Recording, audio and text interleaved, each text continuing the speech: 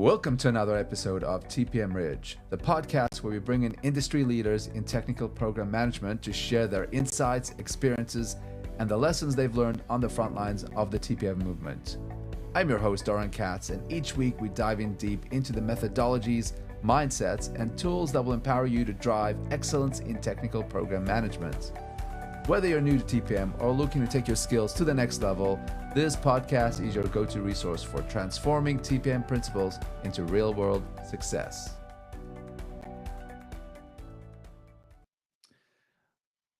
Okay, welcome. We've got two special guests today, Bruce and Melissa, and they are the authors of the book Aligned. And I wanted to introduce you both. Bruce, a recognized expert in product management, leadership, and innovation, and the founder of Product Culture, a consultancy firm that helps organizations develop the culture. Yep, got the logo there, and process for successful product development. And Melissa, product management professional, thought leader in customer-focused product strategies, and with extensive experience shaping product management best practices and advocating for alignment between company vision and customer needs. And I wanted to welcome you both, and just tell us a little bit about yourselves in your own words. Sure. Thank you for having us. I'm Melissa. I've spent about 20 years in product management at companies of various sizes and stages, primarily in B2B space. I've been coaching for a couple of years and with Bruce at Product Culture and working on this book Aligned. And I think that we've had a lot of good feedback so far. Stakeholder management seems to be a popular source of stress for product folks.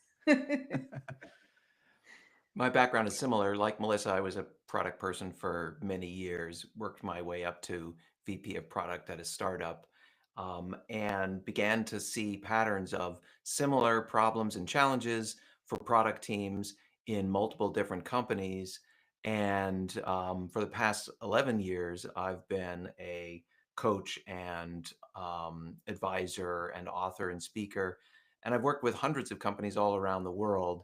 And I've figured out that there are certain recurring patterns about the culture of organizations that help to make them successful. That's where the idea of product culture comes from.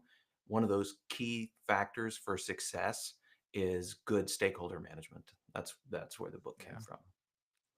Absolutely. And I was going to ask you what was the inspiration for this book, and I guess those patterns are things that you've sort of picked out. And I mean, alignment is paramount to all sorts of managers, product managers, TPMs as well. And while a lot of TPMs focus on the technical side of execution, the soft skills, the alignment, and all that is something that's kind of lacking or not as focused on. But just tell us what why is alignment important? What is the sort of the nexus for writing this book, I guess, and into focusing on alignment? Well, each of us has had, I think, several experiences, but at least one really seminal experience where we realized, oh, we're missing a whole dimension to this job. That Mm. you can have a great strategy and have product market fit and feel like you've done all the technical or harder parts of the job right, and then realize, oh, you don't have your team behind you. For me, it was my first product manager job, my first software product. It was terrific from all of the objective standpoints, except I didn't have my marketing team or my sales team or my support team behind me. When it came time to launch, they were off working on other things and they had no time for my little lab experiment. And it went nowhere because maybe I had product market fit, but I didn't have product organization fit. And that just opened my eyes to a whole extra level that really I think is the in that case of that product was the difference between success and failure. Yeah, I had some experiences with the folks on my team who worked for me, and I really wanted to give them a book like this, and it didn't exist. Uh, and so, one of the big problems that I was finding that folks were having was being able to say no.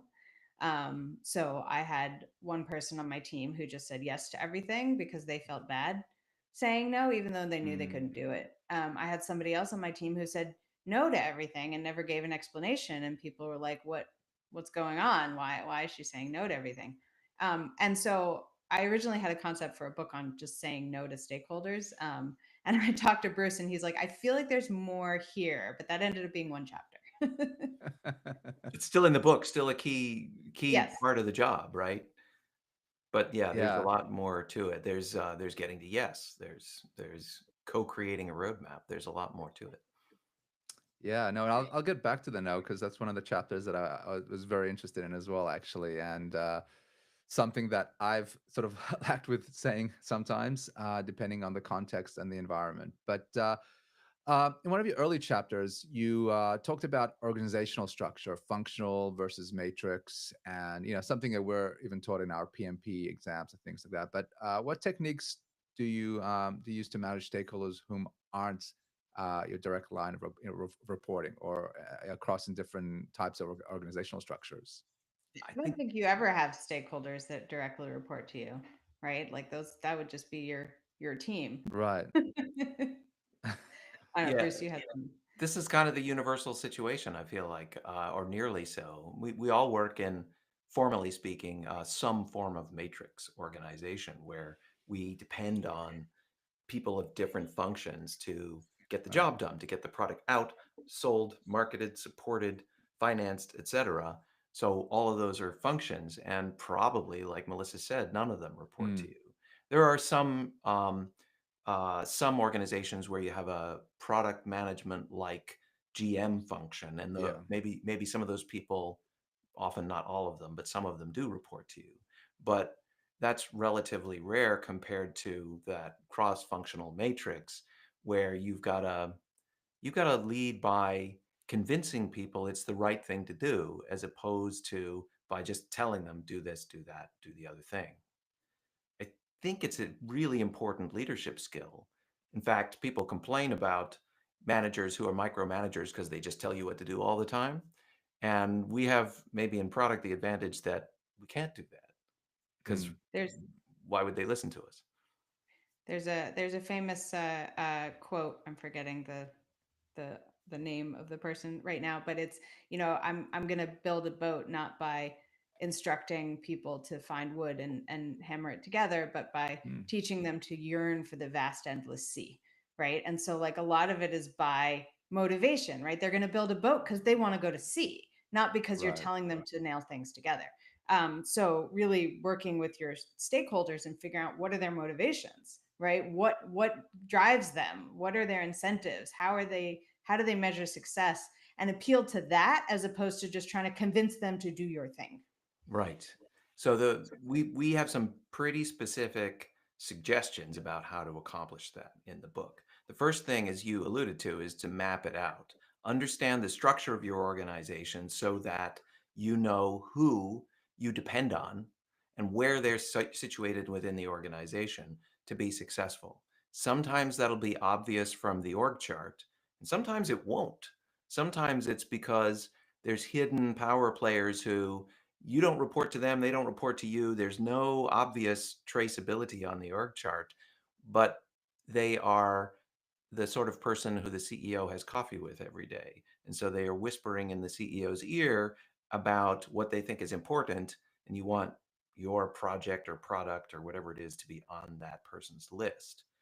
So you're mapping that out, and then you you aren't, like Melissa says, you don't just go and just like hammer people on why they should be supporting your initiative, whatever it is, but instead you do what we call a stakeholder interview, which is, honestly, if you're a Mm, product manager and you've done you've built up your skills in how to interview customers, it's the same sort of interview.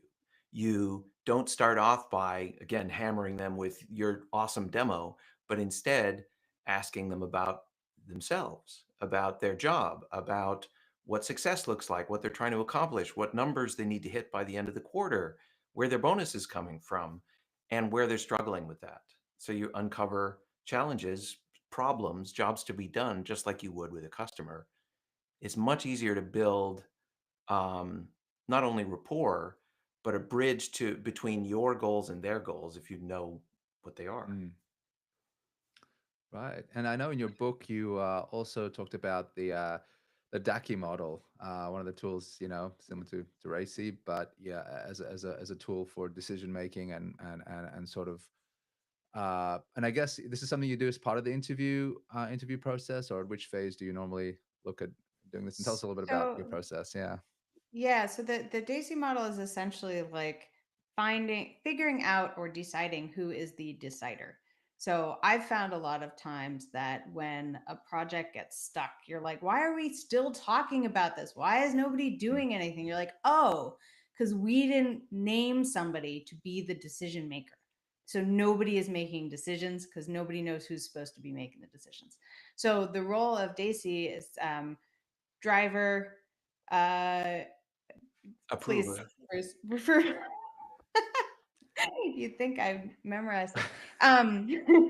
Informed and consulted. So the point of the driver is not just to make all the decisions, it's to mm, involve the right people, get the right feedback from people to come up with a decision that everybody is aligned with. But you need to have that decision maker. Otherwise, things sort of get stopped up, right? Things don't progress. And sometimes the decision maker, you realize at the end, oh, actually the decision maker isn't here at all. Like the person who needs to make the decision isn't even in the room. So those kinds of realizations, once you go through the process to figure out who the decision maker is, can be really revealing about why you're stuck in something.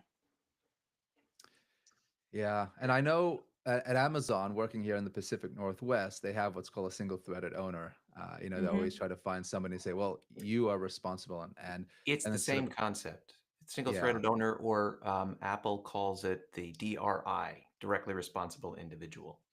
It's the Now, what exact right, what some teams have multiples of those on each initiative, which I think is really laughable. But right, because it's a directly responsible individual or a single threaded owner, right? And the whole name has just one person. If you have right, multiple people or a team of people, you need a team of people in order to help the decision maker. But when you have absolutely, multiple, like if it's everybody's responsibility, it's nobody's responsibility. And that's the right, same thing with decisions, because if you have multiple people who are all in charge of making the decision and they make different decisions, now you're stuck.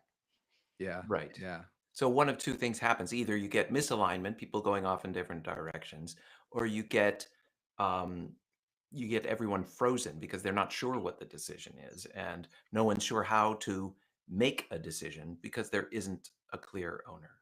So I agree with Melissa, and the DACI framework backs this up. There is mm, one driver, one approver, and then multiple people who are consulted, and multiple people who are informed. This is sort of a split in my mind between an authoritative, directive, top down, I'm the decider and I'm just going to decide and you all have to put up with it, um, versus a bottom up, we have to arrive at consensus, which may never occur. So we're sort mm. of stuck in endless talking. The way out of either of those bad situations is one owner, but the obligation to take input from everyone who's concerned.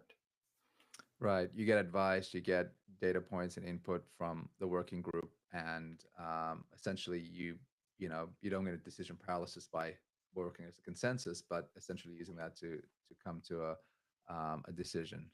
This is how you get to a disagree and commit sort of decision. Yeah, yeah, yeah. And those are one of the values of Amazon as well. Disagree and commit. When I was working Right. that ingrained straight into us. But so working with diverse stakeholders, you often come across those that have different decision making styles. Some that are data driven, intuitive, or from the guts, consensus based. So how do you tailor your communications across all of those stakeholders to gain alignment? Hmm. Right. You have to address the different thinking styles of different people. Organizations, many of them will have a dominant style that is common across the organization, sure, but you're always going to have the outlier. You're always going to have, in addition to a bunch of very data wonk sort of product managers or analysts or whatever, you're probably going to Mm, have the Captain Kirk sort of person that likes to shoot from the hip and ask questions later. And you've got to sell the inspiration to that person while backing it up with the data for the rest of the team, right? So it's not a question of one uh, adapting your style to Mm. one dominant style of the organization. It's a question of speaking different languages as you go through your day. And suppose you're putting together your PR FAQ or your weekly update or whatever it is, you've got to speak to each one of those personas, really, just like you would if you were trying to do your marketing. You've got to Right. speak to all of them at once. We used we used the DISC framework and its personality types, pulling out the parts that were the most relevant to decision making um, for this. So hopefully that's familiar to a lot of folks. Yep. Well, I'll post something up on that in case a bit of one-on-one for those that aren't. But yeah, interesting. Um, and so relationships is also important, right? When you after you identify your stakeholders, you want to build a rapport, a relationship with those stakeholders. Why is building rapport with stakeholders essential? Well, if you think about the example, right, where you're working with, you're working, somebody comes up to you and they're like, "Hey, can you do this thing for me?" Your reaction will be different if you have only just met them that moment and you're like, "Who is this person and why do they want something from me?" Versus you've been working with them for a while, you've built some rapport, you've gone and got coffee, you're probably gonna be like, "Yeah, like what's going on? How can I help?" Versus you don't have an existing relationship and you're like, "Please go away. I don't know who you are." So I think building those relationships, just like if you're looking for a job, the best time to look for a job is when you don't urgently need one. The best time to build a relationship is when you don't have an urgent ask, right? So, be kind of networking in your company, be building those relationships. Like Bruce said before, the power players, identify who are those key decision makers in the company, who are those key influencers, and just make sure that you have some relationships with people, and it's not kind of transactional. Like it seems like, oh, Mm. in case I need something from them. But like you should be building these relationships in your company because it gives you a better idea of what's going on in different departments. It gives you a better sense of how your decisions are going to affect other groups. It gives you a lot more information, context that you can use to do your job better. In addition to building these relationships, just in case there's something down the road that you could use somebody's help with. Context. I'm really glad you mentioned that word because I think that's the most important bit. You ever have a conversation with somebody else in your company where you ask them the straightforward question and you get a straightforward answer, but you have the sense that that's not the whole story.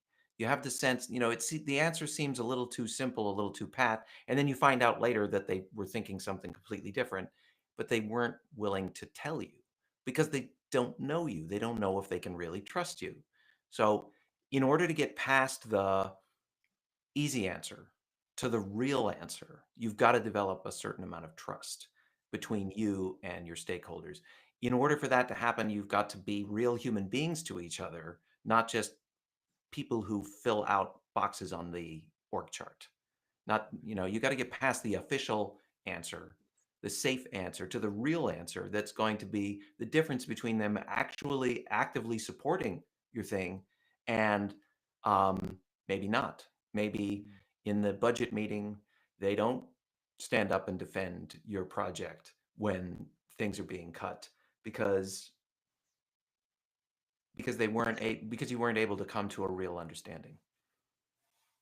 Yeah, no, I've definitely been in that situation working with engineers, and you kind of get a sense of an explanation of something, but when it comes to an all important meeting, they kind of give a different answer, and you kind of feel like you've been misled and all that. And if you work in a Scrum team, hopefully a good functioning Scrum team, you kind of build that trust. You have all those different rituals. But if you work in sort of a matrix or as a TPM across with other stakeholders in leadership, you don't usually have that same intimacy that you kind of build over time. And so sometimes That's you have to exactly kind of, right. yeah. Yeah. That intimacy comes fairly naturally from working every day with the same people inside of your squad, right? But if your product or your project or whatever is gonna be really successful, you have to reach out and build that rapport with a lot more people around the organization, not just the people you work with every day.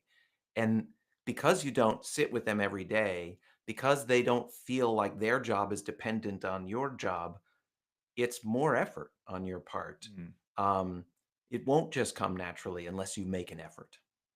right. Yeah, It also, and you yeah. can you Go you ahead. can create connections with people, right? Like a scrum team is working day in day out together. They have this kind of shared experience, the highs and the lows of being on an intimate team. But if you're trying to build a relationship with somebody in marketing or finance, it Mm, maybe you only see them once a month for half an hour or something like that.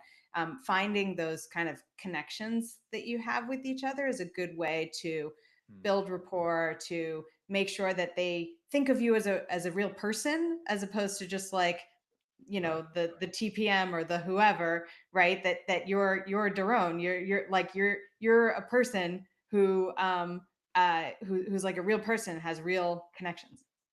We go and provide some concrete advice on this particular point in the book because it's Mm, super important. Melissa, you hit on one of the key things that you're trying to accomplish is to become a real person in the eyes of the other of your stakeholders and not just some functionary. The first principle of that is that you ideally want to meet them in person if you can. And today that's not guaranteed, right? We do a lot of work virtually, remote. mm, Um, so, but we've both had the experience where you don't get treated the same as a real human by people who you've never met in person. Even if you've seen them over Zoom, somehow there's still pixels rather than flesh and blood, right? Um, so we recommend that you find an excuse to meet at least once in person, and yeah. if more often as possible too. Um, and failing that, you still want to try to make as personal and intimate a connection as you can. Don't always be in group meetings. Find an excuse to talk with them one on one about something over video if you can, or text with them. Text is a more informal, intimate sort of one on one, or can be one on one sort of Mm, interaction mode, sort of medium. Um, and so it's you're sort of hacking the friendship circuitry there in all of our brains. You do have to be a little bit careful with it. Melissa and I discovered in going over various drafts of the book that we didn't necessarily personally feel comfortable with the same sorts of techniques. Um, One thing that we both have used is, for example, camping out with your laptop by the coffee machine in the office and wait for people to come by. Hey, have you got a second? Anybody can do that. But when I suggested invite people out for coffee or a beer after work, Melissa was like, "Well, as a woman, I'm a little less comfortable with that." And I get that. So you got to work with what you're comfortable with and what would not be unexpected or transgressive within your organization, within the culture of that. But within those bounds, you want to seek those any opportunity you can to make a personal one-on-one connection with stakeholders. Yeah. Sometimes in the virtual world, you can make an excuse to see somebody in person. If, for example, you live in the town where the headquarters are and you don't necessarily go into mm, the office, but you've heard that some executive is coming into town, maybe you show up that day, right? Or you're going to go do a customer visit and you're like, "Hey, marketing person, we've been talking about this for a while. Will you come with me to see this customer? I really want to show you XYZ." And then you have an opportunity to do a little business dinner, and right, so you can try to make excuses. I feel like once you meet somebody in person, even once, it makes all the kind of virtual stuff a little more personable. Right. Right. And yeah, then absolutely. I know it sounds dumb, but just making small talk at the beginning and end of a Zoom call is the thing we now do, or many of us do, instead of the hallway conversation before or Mm, after on the way into or out of the conference room. So maybe it starts off just by talking about the weather or sports or something, um, but even those little niceties make you a little bit more of a person, especially if you give a real answer instead of a yes, the weather is nice today sort of answer. Yeah, well, I think we all, yeah, that's probably a moot question here in the Pacific Northwest since it's raining every day, but I'll have to come up with a different question. Right, right. Uh, but yeah, and you mentioned your book vulnerability. So as a trait of that you demonstrate in leadership. So I guess when we talk about in the context here of making small talk and building a relationship, can you tell us a little bit more about when it would be appropriate to show vulnerability to your peers, stakeholders? Yeah, I think what a lot of people, some people get vulnerability um, wrong, for lack of a better word, right? It's not just telling everything. It's not like end all be all. It's not like crying in a room, right? Like being vulnerable is just sort of calling out what everybody knows to be true and talking about it, right? So it's talking about the actual problems that you're having rather than trying to gloss over them because you're afraid to say something, right? It's taking on the risk that the other person won't like what you said. And it's you have to have a culture in place where it's okay to do that. So if somebody says what they feel and management says, no, you're wrong, you're terrible, or fires people or yells at people, nobody's going to do that. Like nobody's going to Mm. actually say what they feel.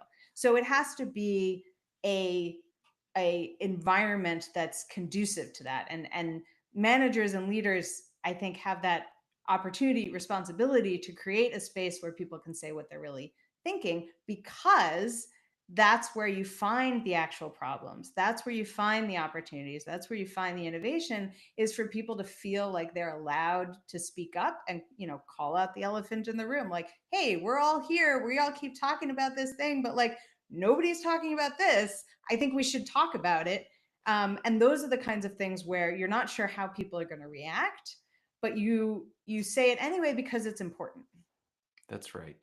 And I think a lot of I think a lot of product people are in those leadership roles, or at least have the opportunity as cross-functional team leaders to take those roles of setting the tone, of making it safe to say something that might be awkward or might be personal, not too personal.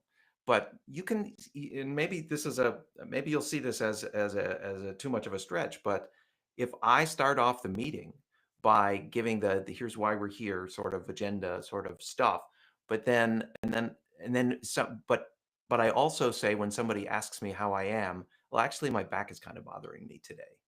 That small, subtle thing of Mm. admitting weakness um, opens up the conversation for the truth instead of the pat answer. You might also be the sort of person who's expected to have all the answers as a product manager, but it's really disarming and really encouraging of an honest conversation when you say, "I don't know." Mm. When you say, "I'm open to suggestions here. I'm not sure what the best path is." When you say, "I don't have that information," of course, you might want to get that information. But when someone asks a question, rather than trying to give a fuzzy answer or a made up answer, you can say, "I don't know," and that tends to create that safe space. Yeah, yeah, it is profound. Yeah, you should feel empowered to not know everything. You Right. should be able to say, "I'll get back to you on that." So, I just, uh, I'll find out. right, right. One of the chapters I really enjoyed in the book was on roadmap. TPM, TPMs love roadmaps, just like product managers, right? It's kind of our path to success, and being hyper focused on roadmap and roadmap alignment. We as TPMs go through the gauntlet of maneuvering through stakeholders across teams, cross teams. How do you ensure that all key stakeholders align on your roadmap objectives? Well, So first, the pre-read is you have to read this entire book that I co-wrote before this book on stakeholder management on how to do great outcome-based roadmaps. which does have a bit of process in it. But we also have a whole chapter on it here in Aligned. And I think I would rephrase your question, right? So you asked, how do you get the stakeholders to align on your roadmap? And I would argue that if it's not your roadmap, but everybody's roadmap, not that you're giving up control, right? You're still the decision maker. But if your stakeholders feel some stake in the roadmap, it's hard to argue with the plan you helped create. So if you involve your stakeholders early and figure out what it is that they need, then you avoid the thing where you come to the end and they're like, well, where's this thing? Right. And you're like, well, you never mentioned that thing, because you should have those conversations beforehand. So I would say, if you don't think of it as your roadmap, but think of it as like the roadmap, and that you're on the same team with your stakeholders, you all want to see success, you all want to see customer value, you all want to see the company succeed, and that you're coming up with a plan that achieves everything that you're aiming to achieve together. Yeah, that makes a lot of sense. And it's a common journey. If you make it just about your journey, then basically, there's no compelling reason for anyone else to have a vested interest. And I was listening to an interesting podcast this morning on persuasion, and one of the things one of the key values is from one of the Stanford podcasts, and they're talking about unity, and you get a lot more persuasiveness if you use the unity value. Basically, everyone feels like they're part of something. Otherwise, it's you know you you lose the persuasion value. I don't want to do your thing, but I'll do our thing. Yeah. Right. And if you do that right, then it's like Melissa said, it's not your plan, it's our plan. And you're not the only one defending it when somebody has a bright idea because they read an article, or when the big deal comes in and they want to insert something into the roadmap at the last minute. You've got a whole team of people who are like, wait, hang on, we are depending on the other stuff on the roadmap. We went through a lot of work to put this together, and Right. we're not convinced yet that this new thing is going to be better than the stuff we're already planning on. And wouldn't it be nice if you had some backup on defending your roadmap from randomization? Right. Absolutely. Okay, I can talk for hours about roadmap. I got about 25 questions here, but I'll circle to the last area that I wanted to chat about, and that's about challenges. So managing difficult stakeholders, that's a common challenge for TPMs, for product managers as well, alike. How do you handle stakeholders who consistently push back or create friction in your projects? We have a whole bunch of techniques depending on the level, the sort of difficulty that you're running into. But I'll share a favorite one, which is to try to talk to them one-on-one about anything you think that will be controversial with them, or that they will have strong opinions about. I tell a story in the book about when I took over a product as product manager, and there was a technical architect on the team who was extremely disruptive to any sort of new anything I wanted to introduce to our roadmap. And she would do it in the team meeting.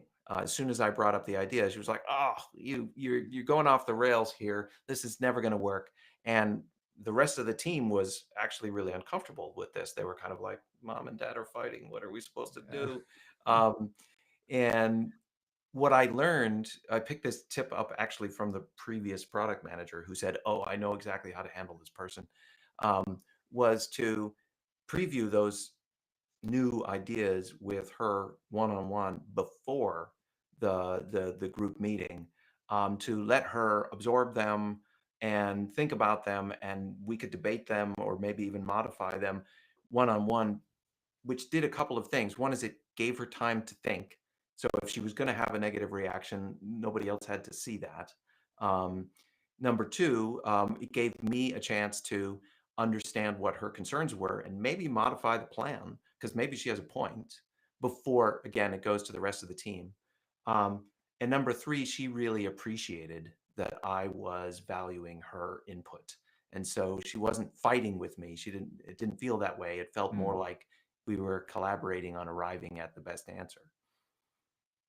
Yeah, I was going to say collaboration. That's kind of what you've sort of facilitated by having that heads up Right. before. Yeah. Yeah. I think the other thing is usually people aren't out to get you, right? Usually, if there's something that somebody's doing that you don't understand or that you find frustrating, it's because there's something that you don't know. And so being curious and finding out, asking questions like, hey, that's not what you said last week. I would just really like to understand more about, what your goals are and what success means to you. And, did something change this week? Or, what's going on? I'd like to understand because I want to Mm, make sure that we're on the same page, right? So instead of being like, why are you being so annoying? Uh, it's like, okay, well, maybe there's something I don't know. Let me try to put myself in this person's shoes. Maybe they're micromanaging because they need more information from me. And maybe if I give mm, them more information more often, they won't feel the need to come in and try to handle things themselves. So, like, a lot of the things, if you kind of think it through and come up with some ideas for what might be going on and actually talk to them and figure out, is there something that's stressing you out? Could I have done something better? A lot of times you find out enough to repair the relationship. Show some genuine care and curiosity about what the source of the difficulty is. And sometimes they're just going to say the problem is that you suck. Um, mm, but more often than not, you're going to find out that there's something going on with them. They're getting a lot of pressure from their boss, or the numbers aren't looking good for the quarter, or um, just they were having a bad day. Their back is acting up. Whatever. Um, or it could even be you. Melissa wrote this whole section afterwards about checking yourself. Maybe your right. back is bothering you and you're just cranky and you're reacting poorly to everything everyone says. Um, or you're having trouble with your kids or something. And so maybe you need a little bit of a break to cool off. But stepping back from the immediate argument or conflict with the person and asking yourself, being curious about what's going on with you, with them, with the company, that might be not obvious, and informing how other people are acting, I think is the first best advice. And it starts with the old saw of assume positive intent. Yeah. Yeah, absolutely. And just to tie in everything we've talked about today, we talked about, personas and, sometimes you make assumptions or things like that. And this is where you kind of, if you learn more about the person, you kind of, you sort of build that more accurate persona. And then we talked about not being transactional. And, it's part of this whole sort of empathy and understanding your stakeholders. So I think it kind of ties everything in together here when you kind of if you build and the relationship and rapport, then you get to the stage now where you kind of have that trust and communication. I That's think as right. well. That's Yeah. right. I mean, these are the soft skills that don't get talked about enough, but that we all depend on to do our jobs. We've been talking at conferences and meetups for months now about this topic, and every time the reception is the same. Thank you so much for talking about this. Nobody talks about it, and yet it's the hardest part of my job every day. Yeah. Yeah. It doesn't come natural for a lot of people. Sometimes they have to, you know, think and change your approach. And you know, but I think we're a little bit out of time. We're a little few minutes over, but yeah, we'd love for you guys to come over on the West Coast, to come some of our summits or I meetups love across that. California, Washington. But thank you for your time today. Your book Aligned is a quintessential book, I'd say, for TPMs and for other product managers as well. And for somebody who sort of works in a master servant sort of role, working without the authority, being able to you know to get stakeholders on your side is imperative. So I'll post the links to the book. Go out and get the book. I listen to the Audible version on my daily commute, and perhaps we'll have to have another podcast on the roadmap book that you have up there as well. That would But be great. yeah, There's one absolutely. other link people should be aware of. Um, at alignedthebook.com, in return for your email address, we provide some free bonus content from the book, including a downloadable template version of our stakeholder canvas, which we recommend using in place of the org chart. So that's alignedthebook.com. Great, fantastic, and we'll add some notes, show notes afterwards as well, and post on our social media. But it's been an enlightening meeting, enlightening chats. Thanks, Melissa. Thanks, Bruce. Thanks for Thank having you. us. Yeah, you have a good rest of your day, and see you guys. You too. Okay, all right, and we're off air. Thanks. I think Uh, yeah, 40 minutes. Apologies for pronouncing